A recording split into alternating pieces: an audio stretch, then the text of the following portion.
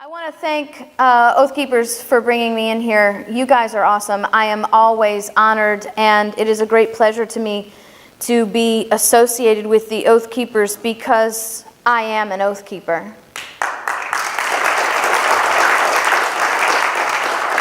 But I also realize in making that statement and making that announcement, I am now on the terrorist watch list, of which I'm very proud to be a member of. I also want to thank Scope. I don't know if you're aware of Scope. I was not aware of Scope until this last week. I spoke in West Falls, upstate, and met the president of Scope.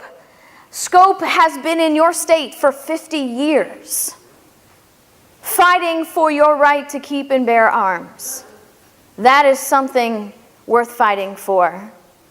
And the presentation that I'm going to be giving you tonight is a little walk through history. History is not something that we should be boring our children with to death and torturing them in school. History is important not so we can memorize names and dates, but history is important because it has so many lessons for us to learn. Patrick Henry said, "I have but one lamp by which my feet are guided, and that is the lamp of experience. I know no way to judge the future but by the past." Alexander Hamilton said, "Experience is the oracle of truth, and where its responses are unequivocal, they ought to be held to be sacred and conclusive." Basically, what they're reminding us is this: you don't need a crystal ball. You don't need to see a psychic to know what your future holds.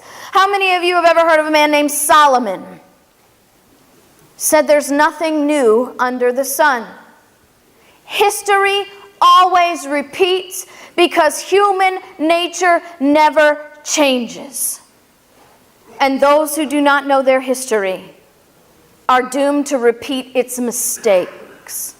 That's what I do. I travel around and shine this lamp of experience across the United States so that we can learn from a history that has been denied us, has been hidden us, so we are forced to repeat the mistakes. And when you see the history as it unfolds, you will be convinced that history always repeats, but you'll be amazed at how precisely we actually are repeating that history. This is not something new. We are not in a brave new world where we're experiencing things that have never been experienced before. We don't have to figure out what's going wrong, and we don't have to invent ways to fix it. We simply need to pick up what has worked in history and apply it in modern terms. We have to remember our Constitution was not an invention of our framers. They didn't sit down, as much to the chagrin and contrary to what the History Channel might try to teach you. Our framers did not sit down one day in a local tavern over fish and chips and decide that they should probably do something about this king, and let's see what we can do. And somehow they came together in this random act and accidentally created America. Everything that they did was based on 700 years, time-tested, blood-bought principles. Our Constitution is not a statute book. It is a principle document that tells us how government is supposed to operate in a limited and defined way, and how the people are supposed to be the kings over their government. Our framers were not operating under false assumptions or inventions. They simply recognized that they too were repeating a history that their forefathers had repeated and thought, you know what? Why don't we stop trying to do the same things over and over again and expecting different results? Because you see, there's nothing new and novel in our Declaration of Independence, our Constitution, and our Bill of Rights. Every single principle, every single aspect in those three documents was brought into our government through 5 liberty charters written over 700 years. And when George III began acting as a tyrannical king, he was simply acting as a tyrannical king in the same manner that kings had been for 700 years. And the genius of our framers was not in declaring independence from Great Britain, but declaring independence from kings. They wanted to be in a place, they wanted to live in a place where liberty would abound, and that their children and their children's children would have opportunity not just for the liberty that they were establishing, but an opportunity for a liberty that would expand and grow. But it isn't something that happened overnight. We're often left with the impression that the understanding that we needed to be independent from Great Britain was something that happened in 1776. Quite to the contrary.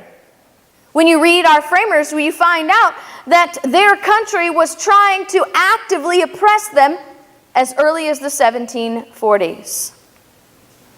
And so we shouldn't be too hard on ourselves when we look around and we think, oh my goodness, why don't we have so many more people waking up to the aggressive and unconstitutional nature of our central government? We're just not along the timeline yet. And we still have to become educated and become awakened. How many of you think the federal government has stepped out of its limited and defined box? Well, I want to show you some lessons in history today. Some ways that our framers responded when their government stepped out of its limited and defined box. You know, the interesting thing about our British history, the fact that we were all British in the colonies, everybody who lived in the American colonies were subjects of the Crown of Great Britain, subject to British law. And the interesting thing is they also had a limited government. British government was unique in the fact that they were a limited monarchy. The king is limited by common law and limited by these 5 liberty charters that declared the liberties of the people and the limits of the government. They had a separation of powers. They had a 3-part government, just like we do. They had an executive branch in the king, a legislative branch in parliament, and a judicial branch. They had separation of powers, which said the powers can't be shared within the branches and they can't be stolen. They had the principle of no legislation without representation. And they were being denied all these things. Our 4th, 5th, 6th, 7th, and 8th Amendments in our Bill of Rights all come from clauses 38 through 40 in the Magna Carta. We didn't invent these things. So we need, instead of just thinking that we're brand new and everything that we're experiencing has never been seen before, we need to learn from some history and learn the proper responses to keeping government in its limited capacity. Our independence movement did not begin in 1776. As a matter of fact, our independence began because one man stood up and said, "This isn't right." That one man's name is James Otis Jr. James Otis Jr. was an attorney in the colonies who had received the highest post any attorney could achieve. He had been placed in this position by the king, and it was his job to enforce the laws and ensure that the people were following the laws, prosecuting them when they did not. Now, the interesting thing is, just a brief understanding of the history, Parliament was denying the American colonists any representation. And the colonists were beginning to voice their concerns. Hey, Parliament, as Englishmen, we are guaranteed a voice through representation. But you're not giving it to us. Parliament said, don't be ridiculous. Of course you have representation in Parliament. We have people in Parliament who have volunteered to represent your interests. The colonists said, seriously? If they're over there on the island creating laws to be enforced upon us on our continent, and they never have to come over here and live under the laws that they make, then they do not represent us. See, that's a little bit of history that we would have done better to know by now. That when the people who make the laws can exempt themselves from the enforcement of those laws, those people do not and cannot represent you. They only represent their own interests. But Parliament, not having the colonists' representation, didn't care what they said. So they kept passing these laws, and the colonists had no say in the matter. And so quite often these laws were extremely oppressive and denied them the very rights that every other Englishman would take for granted. One of them was the right to be free from unreasonable searches and seizures. No, we didn't invent the Fourth Amendment. Our framers had the right to due process in warrants and searches. And in order to enforce these laws, Great Britain passed a law on the American colonies called writs of assistance. These writs of assistance were warrantless searches in the hands of the customs agents and the tax collectors. No due process whatsoever. Literally, the agent would step up on your doorstep. What is your name? Okay, pull out his paper and his quill right there and say, by the power vested in me, Colonist Smith, you will allow me to search and seize, signed me. And the colonists had no due process remedy at all. How many of you realize that arbitrary power in the hands of government is a very, very bad thing? James Otis Jr. called them the worst instruments of arbitrary power, the most destructive of English liberty ever found in an English law book. These warrantless searches. These unreasonable searches and seizures, sort of like the Patriot Act, national security letters. We have a right to be free from unreasonable searches and seizures, the Fourth Amendment says, and then tells us what reasonable is. We don't need the Supreme Court to tell us that.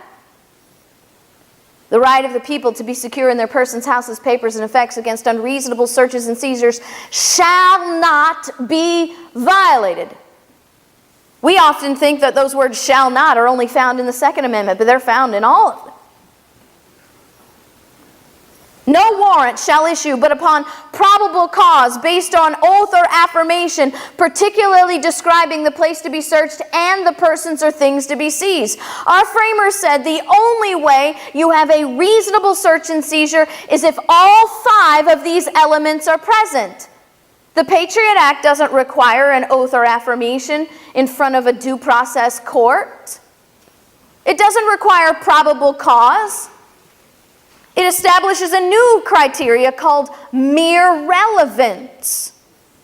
And not only that, when you're served with a national security letter, there's a gag order that says you can't tell anybody you were served with one of these federal warrants, because if you do, you will be prosecuted and put in federal prison.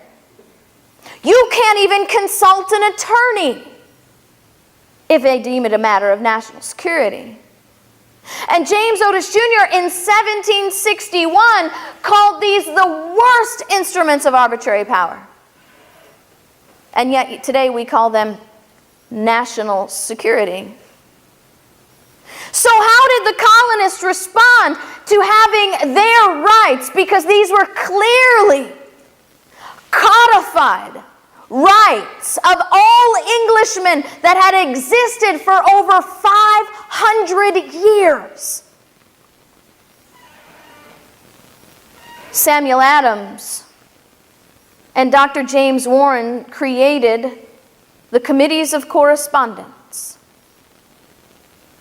The Committees of Correspondence, whose job was to unite like-minded colonists, these liberty-minded colonists.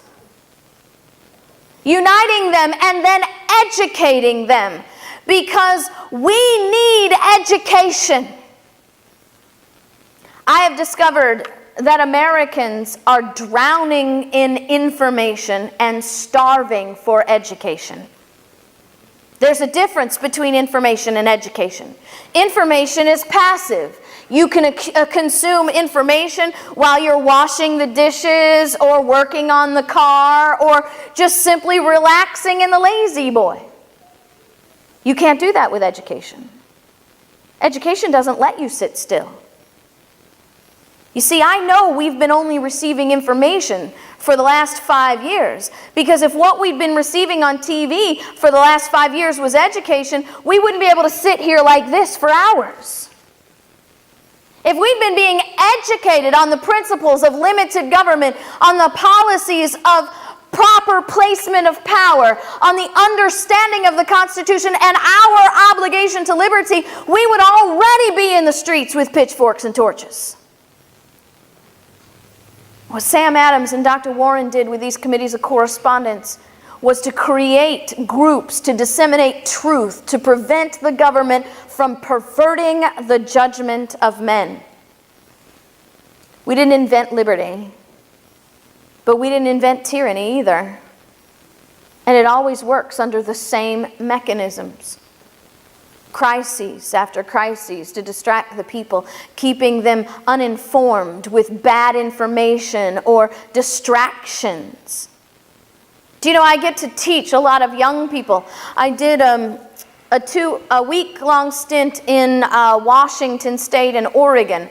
And it was an amazingly inspirational bit for me, because I spoke to rooms of people this size and larger. And in each meeting, over 1/3 of those groups were under the age of 25.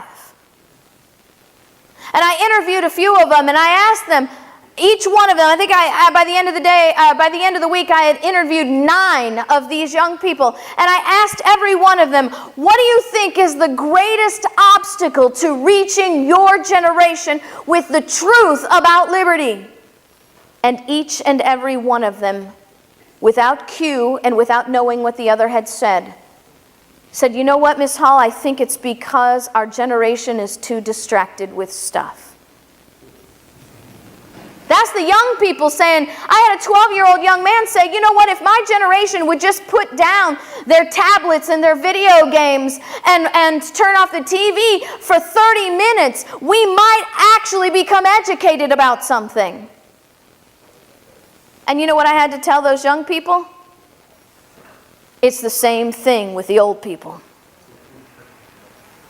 We know more about Dancing with Stars, Duck Dynasty, than we do the First Amendment or the justices of the Supreme Court. Let me give you a little pop quiz just to illustrate what we're talking about here. The First Amendment. First Amendment identifies 5 liberties that are inherently the possession of the people. To yourself and not out loud, I want you to name all 5. See, a Supreme Court justice in Florida who took a poll and asked this question found out that only 2% of the people polled could name all 5. But if we don't know what our rights are, how do we know they're not already gone? You see, we don't have constitutional rights. That's a misnomer. There's no such thing as constitutional rights. You know why? Because the Constitution grants you nothing. Your rights are inherent by the nature of your creation. Thomas Jefferson said, all men are created equal and endowed by their Creator with certain unalienable rights. These are your unalienable rights. They belong to you because you breathe. They're not handed out to you by government, and they're not sourced to a piece of paper. You don't have constitutionally protected rights. No such thing. The Constitution cannot protect your rights. The Constitution is a piece of paper with ink in it. Can the Constitution write your representative a letter? Can the Constitution sit in your senator's office and demand compliance? Thomas Jefferson said the tree of liberty had to be fertilized by the blood of patriots and tyrants every 20 years. I mean, we thank God we haven't repeated that history, but what happens if we do? The Constitution cannot pick up a sword for you. The only defender of your rights is sitting in your seat. And if you don't know what they are, they're already gone. Because the only way you keep them is by exercising them. And how do you exercise a right when you're not sure what it is? And so what our framers did was created these groups called committees of correspondence to disseminate this truth. Because you see, they also had forgotten their liberties. They also had members of their communities who were saying, hey, why are you opposed to these searches? Only people who have something to hide would be opposed to these searches. Are you breaking the law? Because if you're following the law, you shouldn't be concerned about the government searching your house. Our framers said, we don't have anything to hide, but you have to understand we have everything to preserve. And so these committees of correspondence created these groups, and they began educating the people. The Stamp Act was passed by Parliament in 1765.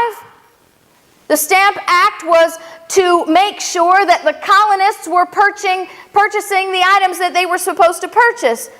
Britain had passed a law that created a consumption tax on the colonists to recoup a debt from the French and Indian War.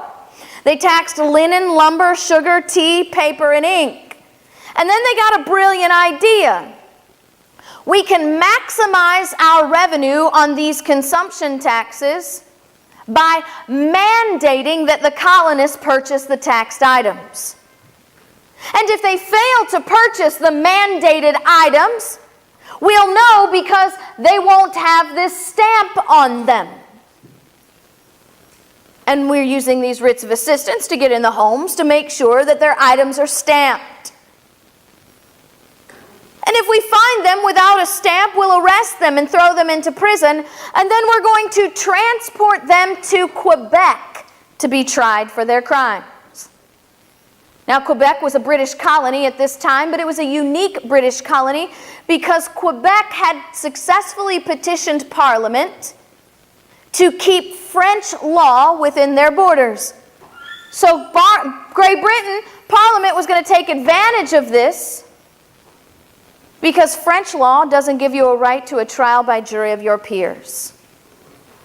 And British law had guaranteed that since 1215. And so now the Stamp Act was passed, and now we have an active, educated people who begin to push back and boycott. And part of the boycott was not purchasing the mandated items. They refused to comply with the law because they said it was no law at all. A law that violates our guaranteed liberties is no law at all, and we don't need to comply.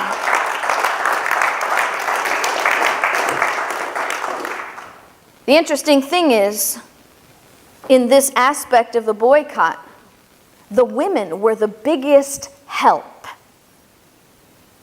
And so part of this boycott was they created a stamp of their own to mock the British government's stamp.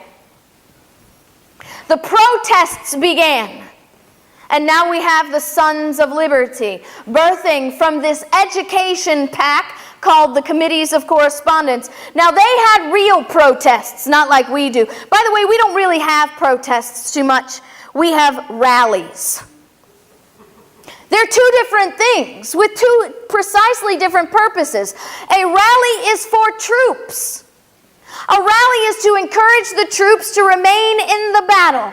A protest is supposed to make people ashamed of what they're doing so they'll stop doing it. And their protests were mock hangings of their tax collectors. They would walk through the streets with coffins in their hands in mock funeral processions with likenesses of the tax collectors and the customs agents on the sides. I believe Americans are suffering from Stockholm Syndrome. You know what that is, right? Falling in love with our captors. Why? Because we have rallies and then we invite the people who are destroying our liberty to come and speak to us and encourage us. How many of you think that there are people in Washington, D.C. destroying the Constitution and destroying our liberty because they're wicked and evil? Like 9 out of 10? All right, well, let me ask you this question. How many of you think there are people in Washington, D.C. destroying our Constitution and destroying our liberty because they're ignorant and they don't know any better? So let me ask you this question. At the end of the day, what difference does it make? Whether it's wicked or ignorance, you are still destroying liberty. And we find people who have voting records voting against the Constitution to come and speak to us and excite us to stand for the Constitution. But then you're told, oh, but you know what? He's not perfect. He supports the Constitution 80% of the time. Sometimes they're really good and they support the Constitution 90% of the time. Really? We're supposed to be happy about that? Let me ask you a question. You're driving down the road. You get pulled over by a peace officer, and the officer says to you, I'm pulling you over because you have violated this law. You look at that officer and say, but officer, I follow the law 90% of the time, so you got to give me a pass. How's that going to work out for you? So why is that an acceptable standard for the people who are supposed to be supporting the supreme law of the land? I'm not looking for a perfect man. There's only one perfect man ever walked this earth. And when he comes back, I'm not going to care about government. What I'm looking for is someone who will not be lawless with the supreme law of the land. And it's about time we understand the difference. Now, because of these protests, George III and Parliament got nervous. They thought we were going to have a civil insurrection. We're not ready to deal with any kind of real uprising. And so they ended up repealing the Stamp Act, repealing a Quartering Act, and the people got so excited. Woo! They heard us. We're now going to get all the rights that all Englishmen are supposed to have. They'll let us have representation in Parliament. We're finally going to have our voice. And in response to the repeal of all these laws, we had a party here in New York and put up a statue honoring George III. Long live the King. While we're partying in New York City and putting up a statue to honor George, Parliament's back in session. Because what they hear from the colonists is, you don't have the legal authority to impose all these laws on us. They're a violation of our Liberty Charter, so you don't have the legal authority. So Parliament said, the colonists say we don't have the legal authority, so why don't we just get back in session and pass a law that says we do? And so they created a law called the Declaratory Act that says Parliament assembled hath, and of right ought to have full power and authority to make laws and statutes of sufficient force and validity to bind the colonies and the people of America, subjects of the Crown of Great Britain, in case you've forgotten, in all cases whatsoever. And then they went on in this law to say any protests, any education, any comments that go contrary to any law that we make, we simply deem to be void and of no worth. So don't try to teach the truth because the government says it doesn't matter. It's a lie because we say so. We have a declaratory act of today, by the way. It's called the Affordable Care Act. The Affordable Care Act applies the same declaratory act on our people as it did back then. The Affordable Care Act gives our federal government the unlimited power to create any law over us in all cases whatsoever. You see, in 1944, the Supreme Court determined that if the federal government has a compelling interest in something, that trumps all your rights.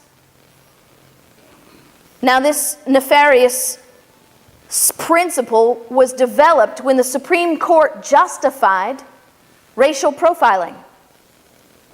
They said, no, Mr. Kamato, just because he's Japanese, and even though he is a natural-born American, he doesn't get the same rights as everybody else, and it's okay for the federal government to round up all Japanese Americans and place them in internment camps simply for the matter of national security. You don't think FEMA camps are possible? We did it to the Japanese, and we did it to the Hopi Indians. The Affordable Care Act will use this compelling governmental interest standard to allow them to rule and reign over every aspect of your life. Because you see, the Affordable Care Act establishes a compelling governmental interest in the cost of health care, because they're subsidizing it. And a compelling governmental interest in the cost of health care means they have a compelling governmental interest in anything that impacts the cost of health care. What is the greatest impact of the cost of your health care? Your health. So now they have a compelling governmental interest in your health. And what actually impacts your health? Life.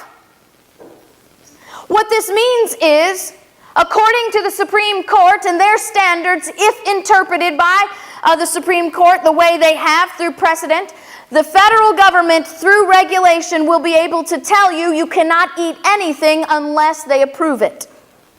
Which means your backyard gardens and any cattle or livestock that you raise for your personal consumption will be made against the law by regulation unless you agree to have the FDA come and regulate your home. Where you live will fall under this. If you live too far from a hospital, that can seriously impact the cost of our health care. So by regulation, the government could say you can only live within a certain radius of a hospital. What you do for a living impacts your health, and they can literally regulate out of existence entire industries because of the cost to health care. So, in response to the Declaratory Act, our framers had the Boston Tea Party. It was not about a 3% sales tax on tea, because the tax had already been reduced prior to the Declaratory Act down to 1.5%. And it was not about taxes anyway. It was about the fact that they were still being legislated without representation. It was about the fact that the government was mandating that they purchase items, denying them their due process, warrantless searches and seizures, and being shipped off to foreign courts with foreign law. It was the East India Trading Company tea that went into the harbor because it was the East India Trading Company tea that was the government-mandated tea. And how did they respond to these mandated purchases? With real protests. By the way, there's an effort to sort of say that what our framers did in the Boston Tea Party is the same as the looting that's going on in Ferguson and Baltimore. Problem is, yes, they did destroy private property, but they turned around, John Hancock and several of the men who were in support of this turned around and paid back the East India Trading Company tea every dime they lost. Because it wasn't about the destruction of private property or looting. It was about making a petition for the government to redress their grievances. It was about having a voice to be heard. In response to the Boston Tea Party, George III passed the Boston Port Act, which shut down the port. Literally, no ships in, no ships out, and any ship in the harbor will not offload any items. They had food and things on those boats literally sitting there rotting. Fine, you're going to be outlaws? We'll just simply see how that goes when you have nothing. On top of the Port Act, they passed the Coercive Acts, which would be greater infringements on the American colonists, further denying them the rights that belong to them as Englishmen. This, by the way, is a political cartoon of their day describing how the colonists felt about their motherland. My favorite founding mother, her name is Mercy Otis Warren, said that they were repulsed at the fact that their mother country would take a dagger into its loving offspring.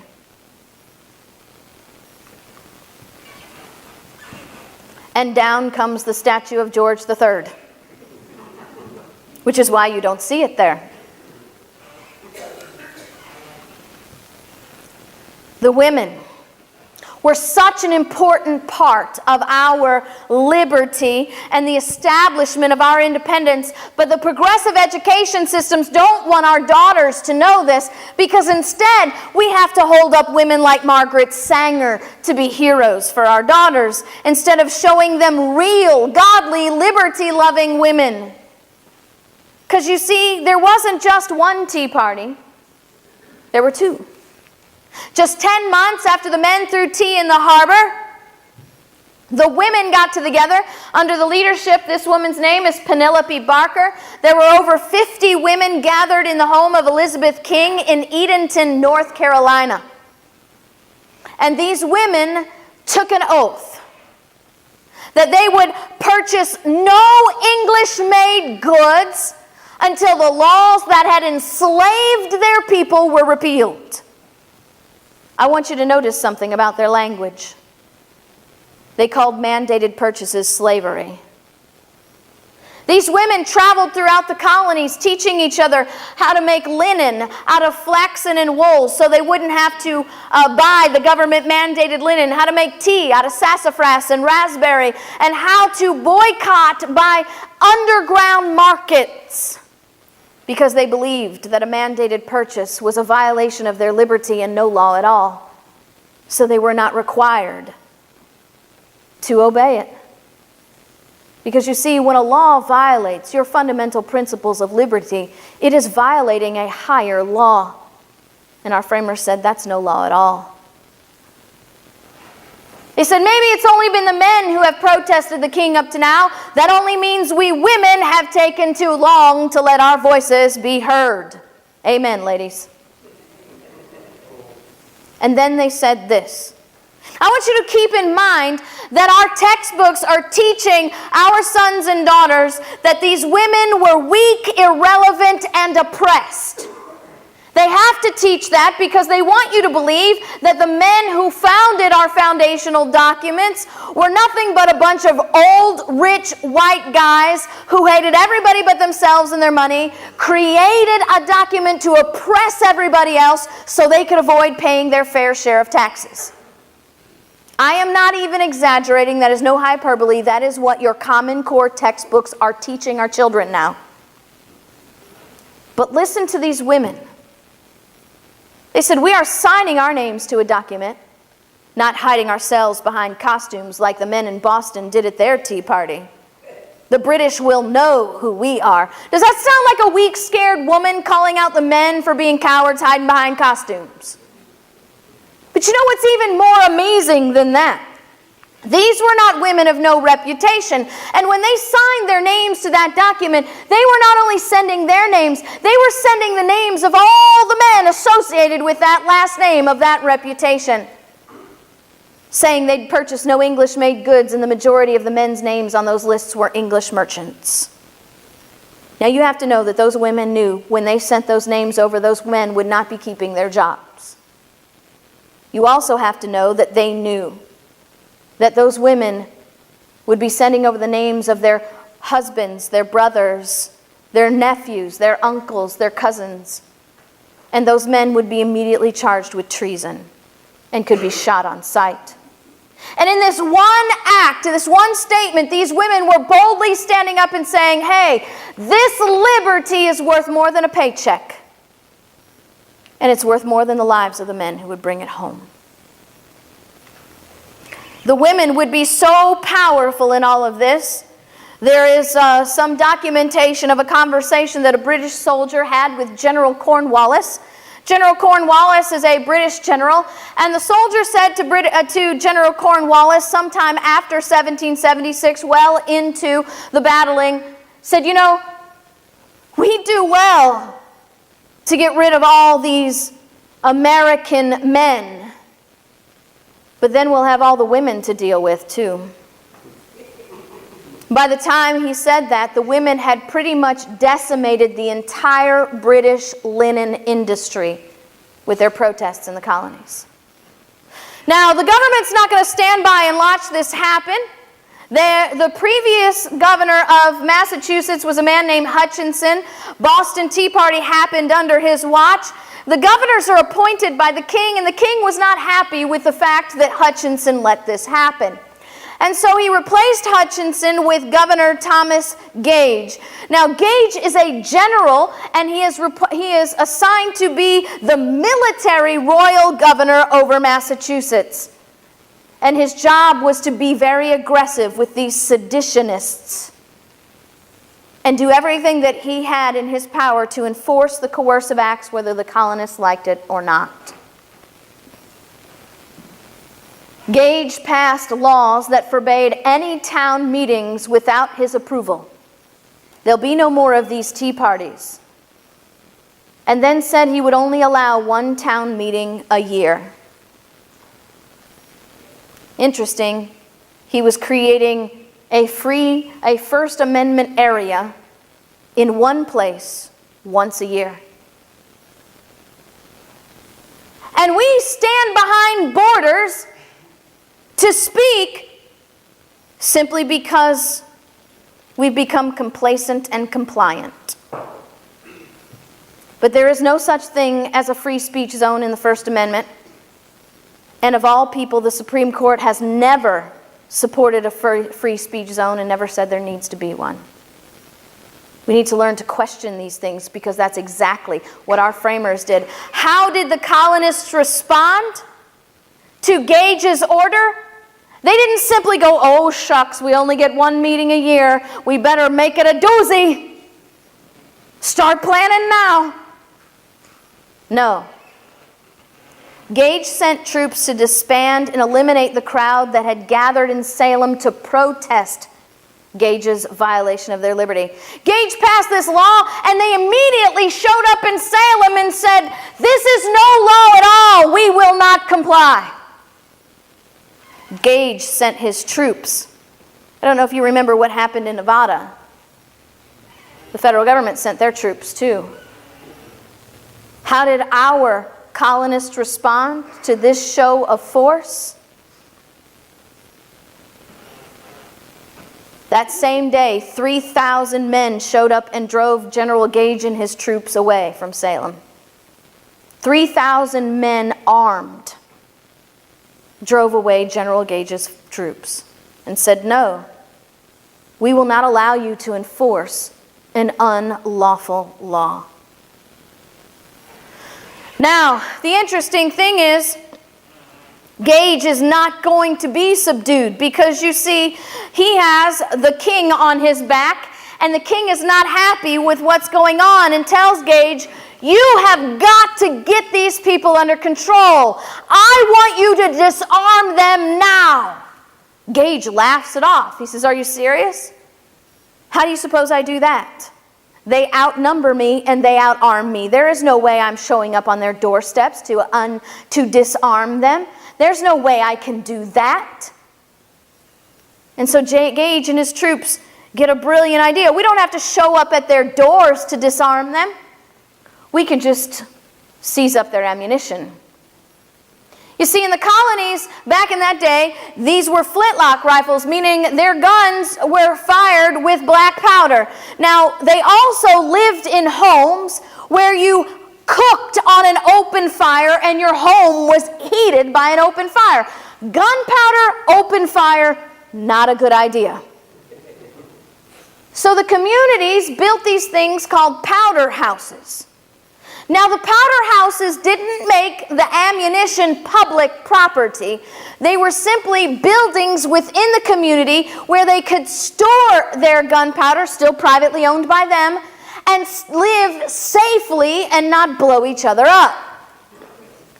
Gage is going to take advantage of this. An early morning on September 1, 1774, his troops would seize hundreds of barrels of gunpowder from the Charleston powder house. How many of you remember what happened in Connecticut in 2014? People stood in line to hand in their guns because the government said so. I happen to understand from the Scope president that you guys are not really complying with this SAFE Act thing.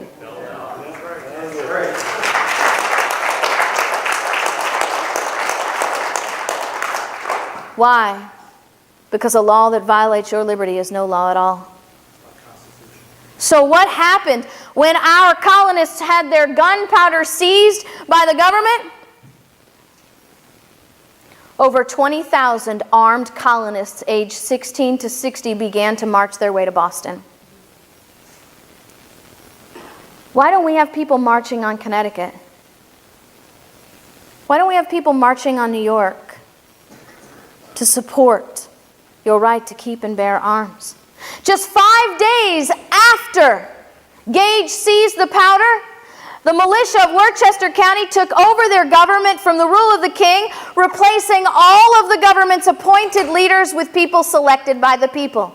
The same day, Suffolk County, the people gathered together, issued a list of 19 grievances against the government, and then took control of the militia away from the governor, and then vowed to have open arms training in the town squares all day long.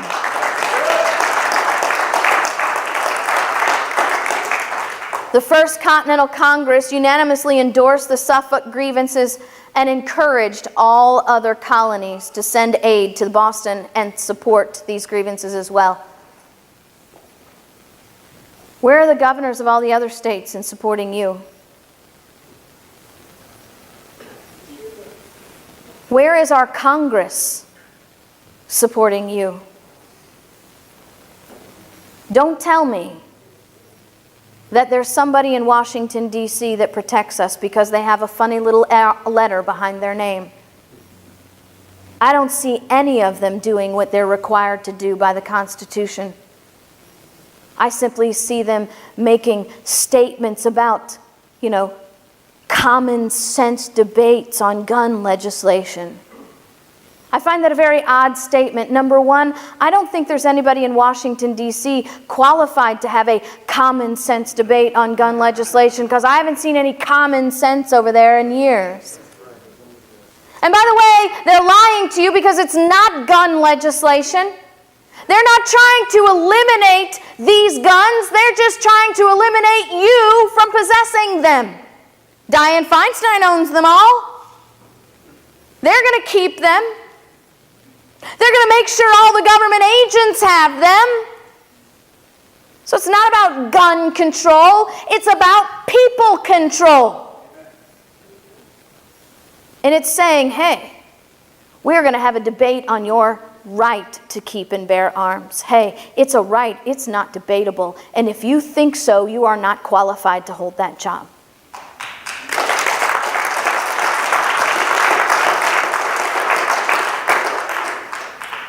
Gage orders warrantless searches of homes, seizing arms and ammunitions to keep the colonists safe from these seditionists. He blocks off the borders of Boston. Nobody comes in, nobody goes out. Remember, the Port Act still has everything seized up in the ports. And Gage is shutting down the borders, declaring martial law, and telling them nothing comes in, nothing comes out. And the real reason is he wants to starve Bostonians into submission. And then issues a decree that says, if you want to leave Boston, we'll let you do that. But you have to turn in your arms and ammunition first. Like Hurricane Katrina. Just like Hurricane Katrina, true. 3 days after the Boston bombing, the Department of Homeland Security and local law enforcement walked down our streets like they're walking down the streets of Baghdad, seizing peaceful, innocent homeowners. Look at that. Does that look like compliance or does that look like fear? That's terrorism. This is not what our neighbors who are engaging in uniformed activity should look like in our streets. This is what it should look like in a war scene. But you know what was even sadder than this? The people cheering them on. Why? Why would that happen? Because America has already been disarmed. Because these people cannot defend themselves. And so they live in fear of outsiders coming in to hurt them. And they cannot defend themselves, so they cry out to the government to protect them. And government says, oh yeah! Because to have that kind of power means they have that kind of power over us. And we are ruled by a standing army because we are unable to defend ourselves. Let me tell you what, this would have been a totally different scene in my little hometown. I live in a rural redneck area of Florida.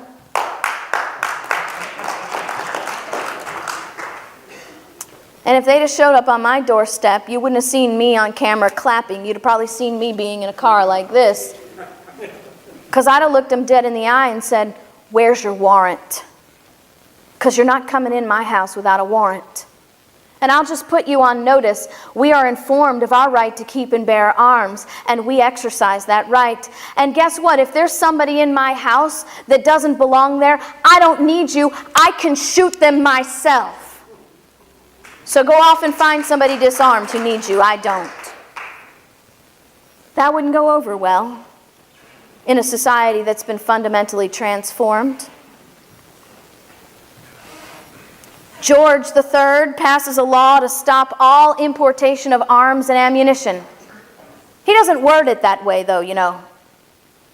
The law says there'll be no more exportation of arms from the kingdom into the colonies, the American colonies, without a permit issued by the king. And then he refuses to issue any permits. Do you know the EPA's new Clean Air Act requires $100 million investment in new equipment, and all of our iron smelting factories are shutting down because they can't comply. Our lead, that's right, lead, sorry, thank you. We're being disarmed and we don't even know it. How did the colonists respond when the government limited their speech and protests? When the government responded to force with peaceful protests? When the government limited the availability of arms and ammo? When the government engaged in warrantless searches and seizures? When the government claimed national security trumped their rights? How did our colonists respond? On March 23rd, 1775, Patrick Henry gave his "Give me liberty or give me death" speech. Patrick Henry stood in the pulpit of a church and said, "We can no longer submit to this government. We have done everything that we can. We have petitioned, we have pleaded, we have laid prostrate before them. And they have mocked us and spurned us, and anything else would be just simply laying down and accepting chains to bind us. Stood in a church and advocated for the overthrow of the government. How many of your pastors would allow that to happen? Give me liberty or give me death. Following that speech, a committee was formed that issued the resolutions of the Provincial Congress of Virginia. Let me read to you the first paragraph of this document. Resolved that a well-regulated militia composed of gentlemen and yeomen is the natural strength and only security of a free government, that such a militia in this colony would forever render it unnecessary for the mother country to keep among us, for the purpose of our defense, any standing army of mercenary forces, always subversive to the quiet and dangerous to the liberties of the people, and would obviate the pretext of taxing us for their support. Do you know what that means? They're saying, look, we're going to form our own militias, and we're going to be well armed, which means we don't need you to protect us. And since we don't need you to protect us because we can protect ourselves, we're not going to fund what you're doing. And they started refusing to pay their taxes. I mean, flat out refusing. We don't need you to protect us anymore. We can protect ourselves. So there's no excuse for you to make up and bring these soldiers to our homes. In the early morning of April 19, 1775, Governor Gage would send out British regiments to Lexington to capture Samuel Adams and John Hancock, and then go on to Concord to seize more gunpowder. How many of you heard of the Ares Armor raid? Where the federal government fixed a court restraining order. The Ares Armor got a court restraining order to keep the ATF from coming in and raiding their facility. And they circumvented the court and found a federal judge to overturn their court order and raided them. You know why? Because the ATF has classified a piece of plastic as an entire firearm. A piece of plastic, they say, that is a firearm, and you have to have proper regulations to have it in your possession. How did the colonists respond? They called Gage's act an act of war. And now we have Paul Revere. Now you'll see that this is the map of Paul Revere's ride there. But this was such an important ride that there were another group, two other men who went the other route because they had to get a message to the men and to get the message to Concord. Now, what we need to realize was this was not an easy act. I don't know if you remember from your history lesson or not, but Paul Revere was actually captured several times on his route and had to have the assistance of local colonists to effectuate his release or his escape. He had to have help to go across the Charles River, and he had to have supplies of horses along the way. It was a non-stop. He was going to be riding the whole time. And by the time he gets to Hancock and Adams, it's after 1 o'clock in the morning. And you know, by the way, just a little bit of trivia, Paul Revere was not screaming, "The British are coming." He was British. That would have made no sense. So he said, "The regulars are coming." And when he reached the place where Hancock and Adams were staying, after 1 o'clock in the morning, he was met by a sentinel. Revere's screaming his head off. And the sentinel comes out and says, "Sir, you have to stop all this noise." Can you imagine everything that Revere's just been through? And the sentinel saying, "Shut up, it's late, you're going to wake." He says, "You'll have to stop all this noise. You're about to wake the master of the house," the sentinel said. So what did Paul Revere do? "Oh, darn, okay, I'll come back in the morning when everybody's awake." He looked at the sentinel and said, "Noise? You'll have noise soon enough, sir. The regulars are coming." How many of you have ever tried to approach your friends, your family members, your neighbors, your coworkers about what's going on today?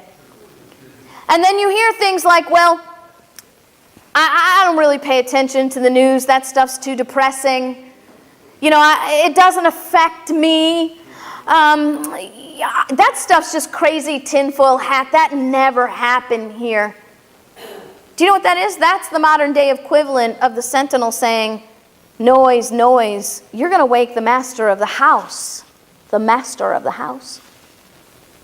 Our obligation is not to walk away. Our obligation is the same obligation of Paul Revere, to warn the people of the danger we know is coming.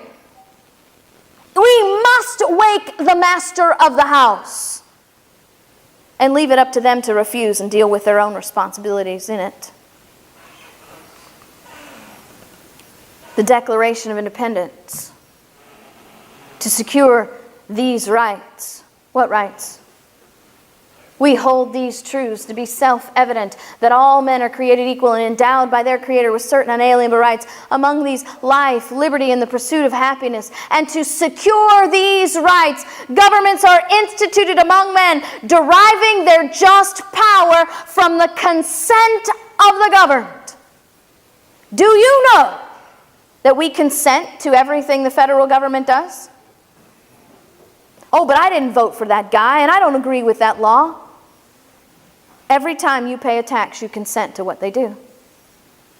Every time that you send the federal government money, you send your consent. That's just the truth. And so that when any form of government becomes destructive of these ends, it is the right of the people to alter or abolish it. They can't take your rights, but you can surrender them. And who's going to protect your rights if you don't? We need to learn some real truth about what's going on. It's time that we get educated and inspired. It's time for us to learn from our history. A republic or a kingdom. The genius of our framers was not declaring independence from Great Britain, but declaring independence from kings and creating a constitutional republic. But when a federal government is not limited and defined by the people, and a federal government whose only limitation is its own will, what kind of government do we have? A totalitarian kingdom. Justice Blackstone said, to vindicate those rights when actually violated or attacked, the subjects of England are entitled, first, to the regular administration and free course of justice in the courts of law, next, to the right of petitioning the King and Parliament for a redress of their grievances, and lastly, to the right of having and using arms for self-preservation and defense. Do you know in Heller v. D.C., the Supreme Court said that your right to keep and bear arms is an individual right based on traditional uses of the firearm. Here's your traditional use: the preservation and defense of your liberty. Patrick Henry said, the honorable gentleman presides told us that to prevent abuses in our government, we will assemble again a convention. We will recall our delegated powers and punish our servants for abusing the trust reposed in them. Ha ha, oh sir. We'd have fine times indeed if to punish tyrants it were only sufficient to assemble the people. Your arms wherewith you could defend yourselves are gone. Did you ever read of any revolution in a nation brought about by punishment of those in power, inflicted by those who had no power at all? Because the right to keep and bear arms is not about hunting or skeet shooting. It's not about gun collecting. It's not about robbers or rapists. It's about overthrowing tyrants. But ambitious encroachments of the federal government on the authority of the state governments would not excite the opposition of a single state or a few states. They would be signals of general alarm. Every government would espouse the common cause. A correspondence would be open. Plans of resistance would be concerted. One spirit would animate and conduct the whole. Madison saying, if the federal government ever tried to usurp the rights of one state, every other state in the Union would stand up in their defense. Every other state in the Union would call together in a common cause to put down this federal government that is usurping the power of the states. Because the people would know, if the federal government can do that to one state, there is no state safe. And then Madison sort of punctuates that by saying, but what degree of madness could ever drive the federal government to such an extremity?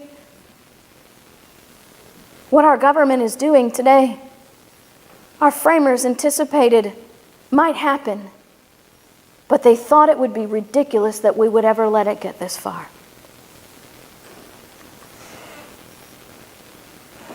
Alexander Hamilton, is it not better, I ask, to suffer a few present inconveniences than to put yourselves in the way of losing everything that's precious? Your lives, your property, your religion are all at stake.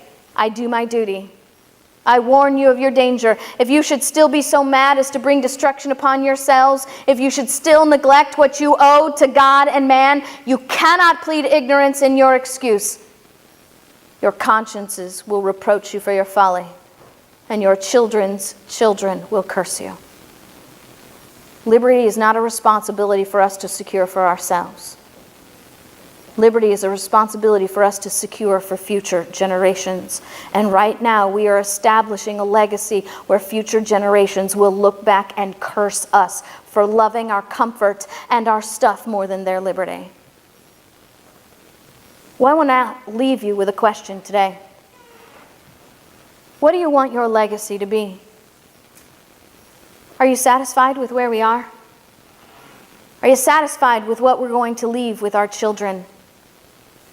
James Otis Jr. said, I will to my dying day oppose with all the powers and faculties God has given me all the instruments of slavery on the one hand and villainy on the other as these writs of assistance. James Otis Jr. is calling warrantless searches slavery. National security letters are slavery. The Patriot Act is slavery. The National Defense Authorization Act of 2012, which has been perpetuated through 2013 and 2014, are all slavery in the eyes of our framers. Are we satisfied with that? Mercy Otis Warren said, we will stand against tyranny today or our children will bow tomorrow. What do you want your legacy to be?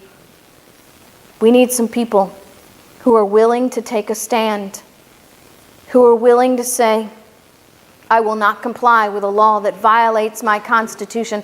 I will not comply with a law that violates my liberty because it is no law at all. If you are under the age of 25, stand up, please. Stay standing. If you're under the age of 25, stay standing. I want you to look around at these young people, because they are looking at us to preserve liberty for them as they have not had the opportunity to do so yet. Winston Churchill said, if you will not fight for the right when you can easily win without bloodshed, if you will not fight when the victory is sure and not too costly, you may have to fight with all the odds against you and only a precarious chance of survival. He said, but there may even be a worse case. You may have to fight when there is no hope, because it's better to perish than to live as a slave. I know history and I know how it goes. You and I, we old people, will not see that final consequence, but we will condemn on these young people to buy back a gift that we were supposed to give to them, and they will not do it at the ballot box. They will do it with their blood. What do you want your legacy to be? For the rest of days of your life, when you look at these young people, what do you want your legacy to be? This is how you find me. This is how you get in touch with me. I will be teaching at Our Lady of Mercy Roman Catholic Church on May 1st at 7:30. I'll be teaching again at St. Bernard's School on May 4th at 7:30. I will also be on Telecare TV 10:30 a.m. tomorrow, and you can watch that on Cablevision Channel 29. I have a radio show that I broadcast, the KrisAnne Hall Show, 6 days a week. You can catch my podcasts, if you can't hear it anywhere else, on my website. I take contemporary issues and turn them into constitutional training sessions, because we need to get educated so we can get inspired. We got to stop being complacent and compliant and wasting our children's liberties. If you go to my website, I have over 100 articles. I have a flyer, a one-page flyer on the Second Amendment and a video that accompanies that. You can print out that one-page flyer and start handing it out like a pamphlet. I have a flyer on the Fourth Amendment and the First Amendment as well. I have training videos. I'm on Facebook, I'm on Twitter. I have a brand new Instagram account. Don't expect too much from me right away. It took me probably 30 minutes this afternoon to try to figure out how to post a picture. But I'm trying to catch up. I just want you to know that liberty is worth fighting for. And we either love America or we don't. We either defend our Constitution or we don't. There's no middle ground. And we either love our children enough to stand for liberty today, or we don't. What do you want your legacy to be? Thank you.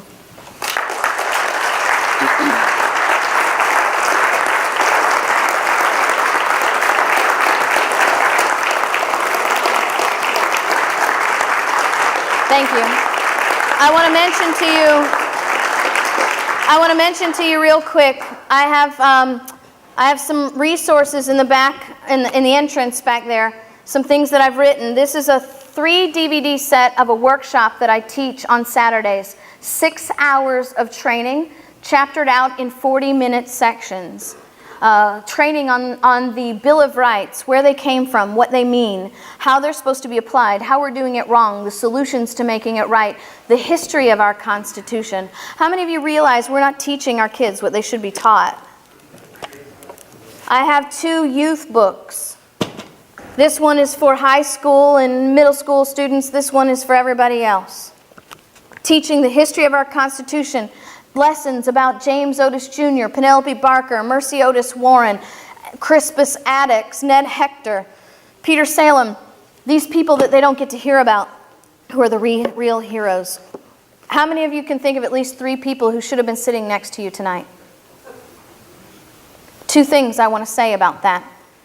The lesson that I taught you is in this book, Sovereign Duty. This is the new book that I have. It's not even a year old. This is a book that outlines the framers' plan for getting a federal government back under control. This federal government did not take our framers by surprise. They anticipated a day when we would become pacified in prosperity and lazy in luxury. And they gave us the plans to fix it. Every quote, every document in this book is cited in the back to its original text, so you can test me. Am I doing this right? Am I interpreting this right? I want you to be the judge.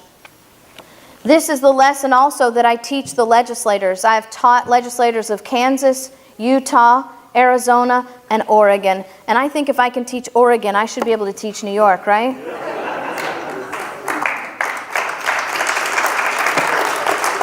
All you have to do is set up a session and I will come. You said there are 3 people that should have been here with you. Guess what? I don't charge anything, so any speaking fees. So all you have to do is invite me. I'm not going to make your group compensate me for travel or accommodations. No, I don't have a grant from the Koch brothers. I am not independently wealthy. But we are a faith ministry, not a 501c3, because I won't have the government telling me what to say. But I have a Father. But I have a Father who owns the cattle on 1,000 hills, and He's the greatest boss in the universe. And He gives us the talent to make these books to help support this ministry. And He lays it upon the hearts of patriots to support us through donations. I have also this book, The Liberty First, The Path to Restoring America. This is Constitutional Activism 101. 10 chapters of using your First Amendment as a tool to restore liberty in the hearts and the minds of the people. Thank you again, Pastor, for opening your doors to us. Your focus was Second Amendment, but you also can do First Amendment. Yes, tonight's focus was the Second Amendment, but I also have another lesson that I teach on the Second Amendment. I have a lesson that I teach in churches on religious liberty that I actually quote Scripture. There's a First Amendment presentation that I give in other places. There is, I teach on Fourth Amendment issues. I teach on the Ninth and 10th Amendment. I have lots of different lessons. I teach middle school, high school students the history of our Constitution, what I call the genealogy, the 700 years that took to write the Constitution. My husband, who is traveling with me now, was the pastor of our church, but has recently resigned to join a mission team to Haiti.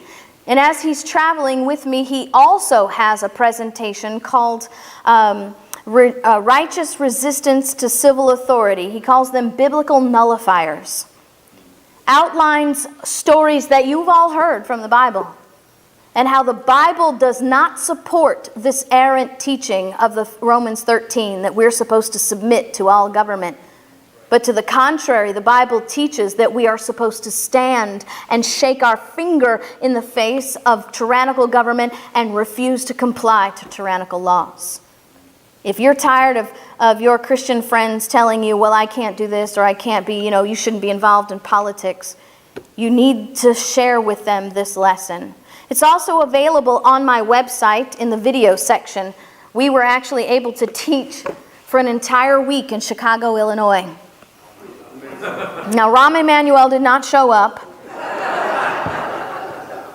but we reached several hundred people that week with the facts of liberty, and we were able to tape that lesson and make sure that it is out there so you can share that.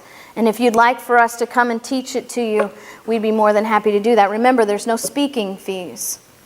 It won't cost you a dime. But what's it costing us to remain ignorant? What do you want your legacy to be? Thank you, Oath Keepers. Thank you, Scope. If you don't support these groups, please support these groups. Because we're all Oath Keepers. You just took a pledge, didn't you? God bless.